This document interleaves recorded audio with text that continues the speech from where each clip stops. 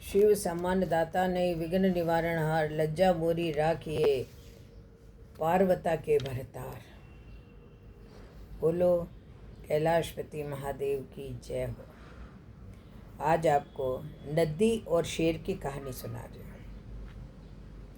देखो, जीवन है तो सुख भी आएगा, दुख भी आएगा, कठिन परिस्थितियाँ भी आएगी, तो खुशी के पल भी आएंगे। लेकिन हर परिस्थिति में हम थोड़ा ठहर कर, थोड़ा रुक कर, फिर उसे समझ कर आगे बढ़ें तो इसे क्या जादू होगा, आज हम इस कहानी से जानते हैं।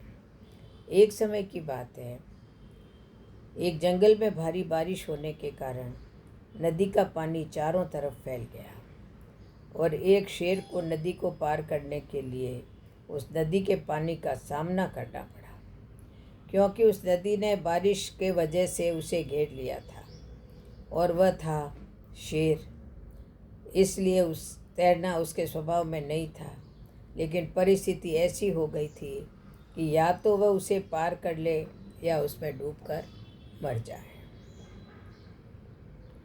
शेर दहाड़ते हुए आवेश में नदी के ऊपर खूब चिल्लाया, क्योंकि वह नदी में लगभग डूबने लगा था। कई बार उसने पानी पर हमला किया, लेकिन वह हर बार नदी पार करने में असफल रहा। थक हार कर शेर लेट गया और चारों तरफ खामोशी छा गई। उस खामोशी में उसने नदी को कहते हुए सुना कि जो यहाँ नहीं है उससे कभी मत लड़ो। शेर ने ध्यान से सुना और पूछा, यहाँ क्या नहीं है? नदी ने उत्तर दिया, आपका यहाँ कोई दुश्मन नहीं है। जैसे आप सिंह हो वैसे ही मैं भी नदी हूँ, मैं आपकी दुश्मन नहीं हूँ। यह सब सुनकर अब शेर रुक गया और वह शांत होकर बैठ गया। उस शांति के पल में उसने नदी के रास्तों का अध्ययन किया, जिससे कि वह यह समझ पाया कि उसे नदी कैसे पार करनी है। थोड़ी देर के बाद वह वहाँ चला गया जहाँ एक निश्चित धारा किनारे से टकराती थी और अंदर कदम रखते हुए दूसरी तरफ तैरने लगा, क्योंकि वह नदी का प्रवाह बहुत कम था और बिना किसी मुश्किल से उसने नदी पार कर ली। क्या हम भी किसी तरह से लड़ रहे हैं, अपनों के साथ या खुद के साथ?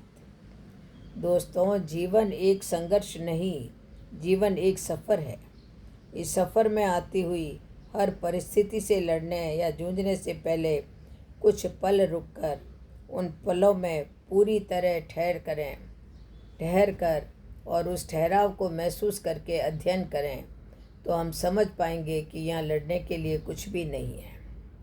अपने जीवन में और अन्य रिश्तों में हमारे अहंकार और गौरव को जाने दें और गर्जना बंद करें। थोड़ा रुकें, मुस्कुराएं और उस मुस्कुराहट को फैलने दें। सुखी और शांतिपूर्ण जीवन के उपायों को जानकर हम चारों तरफ इस मुस्कुराहट को बिखेर सकते हैं। यदि एक बार मन सामंजस्य पूर्ण स्थिति में आ जाए, तो फिर न बाहरी परिस्थितियों का और न वातावरण का उस पर कोई प्रभाव होगा और न ही आंतरिक अशांति होगी। बोलो जय श्री नारायण, जय जय श्री राम, जय जय श्री कृष्ण।